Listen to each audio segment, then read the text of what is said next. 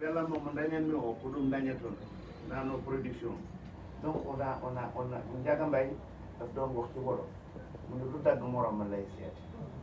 mu ne ndaanaan da daan toog ba ci yàgg mu jël temps mu dem fekki ndaanaan bu ñëwee mu fekki ndaanaan ñu àndandoo toog xam ne ñoom ñoo bokk àtte waaw ñu ànd bay composé sax ay chanson bu ñu nee chanson yooyu ñooy gën a nekk célèbre gën a populaire parce que loolu diggante ndaanaan ak daan am na foo xam ne fo ñun fi ñuy waxee yéen fu ngeen di waxee man fu may waxee ñun rek ñoo ko mën a comprendre suñu biir et c'est pas donné à n'importe qui de comprendre donc mais aussi on ne peut pas forcer n'importe qui de comprendre au moment où on veut qu'il comprenne un jour il comprendra un jour ils comprendront ils diront ça aurait été très bien si on avait su comprendre ces artistes-là. L'artiste est toujours incompris won ganda ko même une production ko weli ko fof wawɗum yaltin a juɓɓat hen tan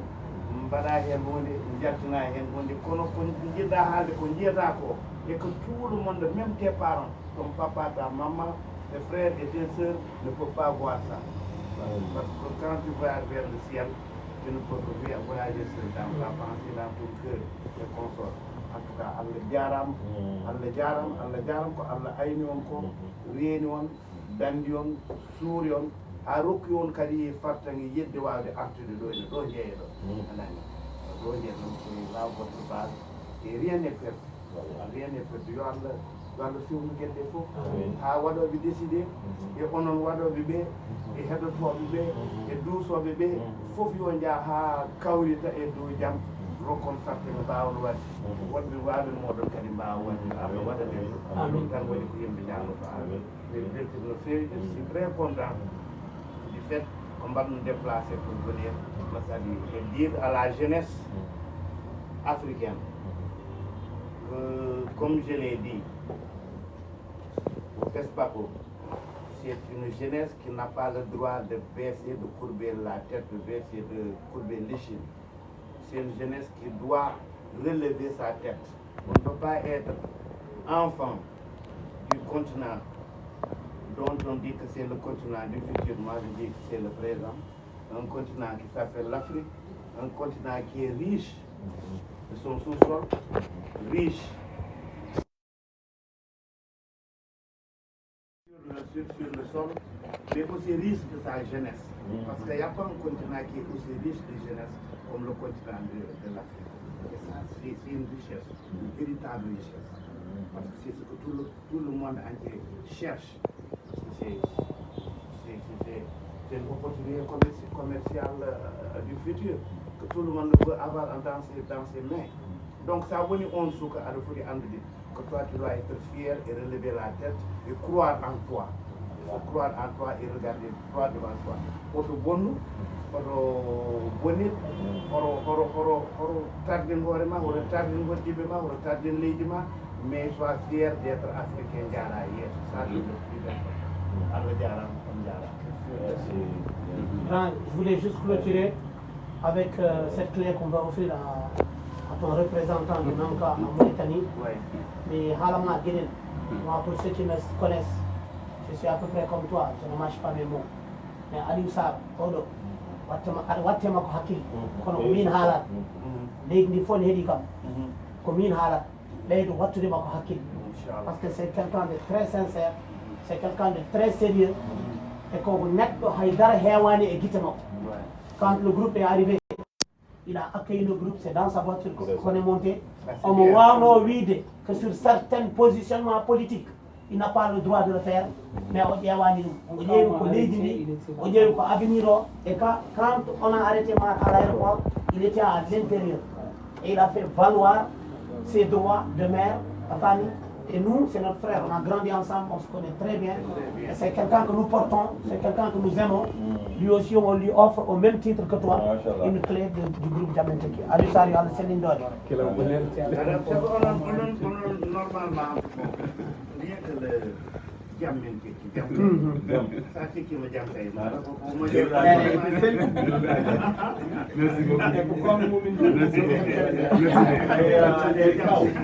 Won ko jinnoɓe fawtuɗen seeɗa comme ko Allah waɗi kadi aussi mi tawama te kadi hasard wodani par ce que ko hawani ko mbeɗe sikki ɓe foti tawede jamin teki ko miniraɓe ko miniraɓe ko bandiraɓe par ce que maat kañum bammu maat tan e babam presque mbaddi carrière tout avant Awa Sanko ɓeɗo ko puɗɗi ko yiyata min minen nden minen so tawi min naati min répété somin jalti ko kamɓe naatat ɓe naata ɓe radio min jogino min répété o ɓe ngara ɓe répété hen ayi ɗum hewɓe ganda ɗum haylo non jamin tekki hewɓe ganda holno jamin tekki arde te jamin tekki aussi ummi kadi koye indi clan koye dental caggal événement ji yimɓe ngannduno ko ɗum waktu poiva finalement nde ɓe ngari kamɓe nden ɓe mbiyeteno ko les députés possible ko sukaɓe ɓe ngannduɗa hoore ma ɓooyɓe jogaade ko wiyete ko ɓerɗe ɓooyɓe wonde mintireɓe par ce que ko wiyete ko être révolutionnaire a jibinta heen par ce que a finta tan aɗa pina subaka goto tan a faami kirtuɗa renma hewɗo gottoɗa renma hewɓe aga révolutionnaire koye maɓɓe woni ɓooyi wonde révolutionnaire te kadi ko ɓuri weldeme maɓɓe woni komi sukaɓe ɓe ngannduɗa hoore ma koɓe yimɓe gonguien koɗo ko yimɓe ɓe jamfota ko joom konngol en ɗum min mbeɗa wawi settanade eɓe ɗon jooɗi ɓe anndi carrément ko rimɓe avant tout par ce que maat hay ko woni to ko min jotta ko jonti ɗiɓoye jotta comme kalani amin jewtidi no feewi oɗo haldo halli kañum min mbaddi ko heewi kañum e hoore mum o nden no yeehi ha waɗi rab mum yahani ko min nawonno ɗum tourné jam so nawimo tourné mbimo joni rabma yahaɗa o watta micro central joni hay publicité jam jolnanmo koye saret mbabba ɗum tottamo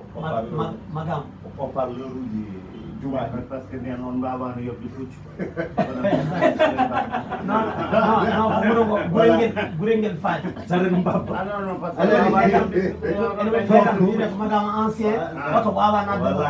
ɗum waɗatma il faut ƴetta saret nanna toon ɗum waɗa pib wallahi ndeysan mbabba eyyi non mbabba wala hay puccude puccu donc ɗum tan wasde jurnade e ɗumgol par ce que machallah so tawi ɓe ngari kamɓe haa ɗo ɓe poti arde par ce que hakkude mon ɓooyi te ko yidde nde ko yidde tindi a faami somi arti seeɗa noon e kaw min mbiyat kaw ko kaw kawiraɗo ko jinnaɗo yimɓe fof ene nganndi holko woni e ɓernde makko yimɓe fof ene nganndi hol gonɗo kanko hannde ene nganndi so tawi wiyama légende wiyama icône wiyama tigui rigui patrimoine culturel ko kanko jeeyi ɗum to yettino pular ɗo heewɓe ettima ƴettude maɓɓe lawol ƴeewde wadde on ɗon mission mais Allah rokkaniɗi on ɗon woni ko kanko Allah rokki woni Allah ne jippina hoodere jippina annabi jippina nelaɗo to leñol taw leñol ngol ɗon wawa andude ɗum ɗon to leñol pulaɗo poti andude wona baba ma ɗo par ce que sa ƴeewi baba ma ɗo a juumat mais ƴeew holko woni e caggal baba ma ɗo so tawi waɗama lisi haare ƴeewama holko woni caggal ndeɗo inde ma yimɓe fof gatti hakkillaji mumen ene fof ɗen nganndi o wona neɗɗo tokoso famɗani te kala neɗɗo jiɗɗo famɗindema so rena ko an famɗata sa yiɗi yoldema yolloto maayo manggo sa joyi joloɗa sa taaɓimo pettoɗa ɗum ko min wi ɗon donc ɗo hen ala ko dogata ɗo ala ko woni ɗo so wona gonga ko hakkadol hakko woni ɗo par ce que jammen mbeɗa andi ɓe jaara e caga ɓe jaata e golle kuyɗe ɓe jaata ko ganduɗa hoore ma est ce que a faami ɓeɗa andiri c' est des vrais révolutionnaire kala biyow ko révolutionnaire nder Mauritanie sowona aɗa haala ko welma a kirtuɗa ren ma hewɓe a révolutionnaire révolutionnaire kam faami min naar bi mo won ko min trebe min ko min docteur ha on mbaral jegaji mon min nga min chakra dum ngel mo en kamani mais joni non goppe degaji kale tan mo voilà non ala problème non tegati joni ni won ko ganda hoore ma taw min mbiyami ko maturité ni woni parce que hande ɓe mawni ɓe ndesi a faami emin jogui sukaɓe donc hande ene waɗi ko wiyete ko maturité ça veut dire que aɗa ande âge puberté ko wiyete ko sa woni jeune suka kañum ko gumɗo ko papa wiye ha nanata donc hande machallah mawnama min e hooram ɓe mawni min eɓene ɓe gandi min j'ai changé kamɓe ɓe gandi min non exacte min kamɓe ɓe gandi holno mbanomen ndiɗo leydi min ndiɗo leydi e safami kaɓanoɗo henndu kam aɗa andi min jurmi ala ko waɗani ɗo mais heddoto noon ko ganduɗa hoore ma hannde machallah ɗum ɗo fof addi on jarama no fewi on beltanama aussi monsieur le maire mi wimo chapeau et merci beaucoup gani on jeune maire capable ete ko yo allah fot as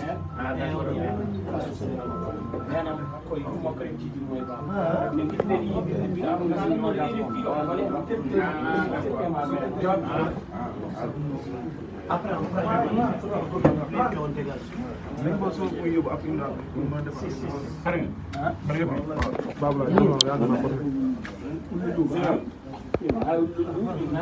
Monsieur le maire, ayide nickel TV, nidi ngoni hotel Azalai baba ma nickel nyang ngoni ngere télé nickel TV a joyi sama de sel bi jang ngoni groupe jamen tek c'est pas pour nous apparemment ko de bonne faille de joyi kero njawdam be non jidu yes de digestif merci beaucoup merci waaw waaw damay dem li bay suuf restaurant bi fekk lay ma suuf non damay dem maa lay jël nii gërëm waaw waa Thiès nag waa Sénégal la fekk baax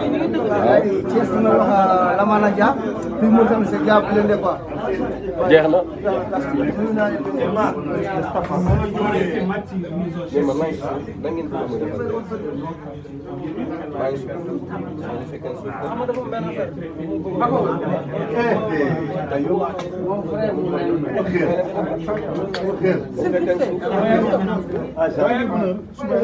non damay ñibbi suba damay ñibbi 6 heures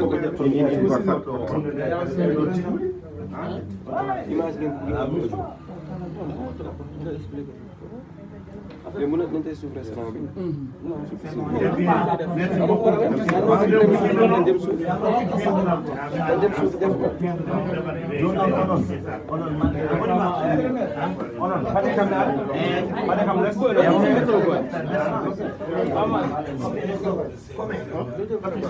Paco.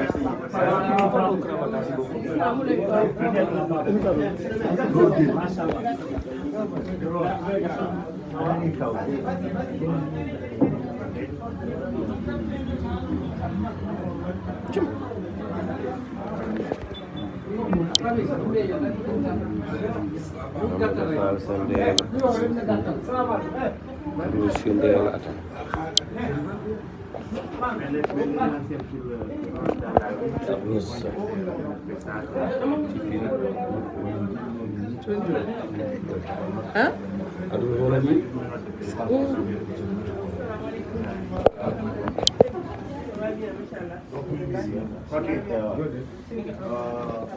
waaw ñu wàcc damay tëj fii rek.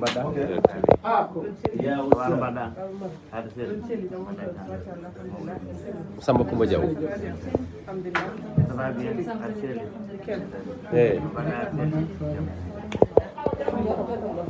mais mën nga taal kii clim bi comment ça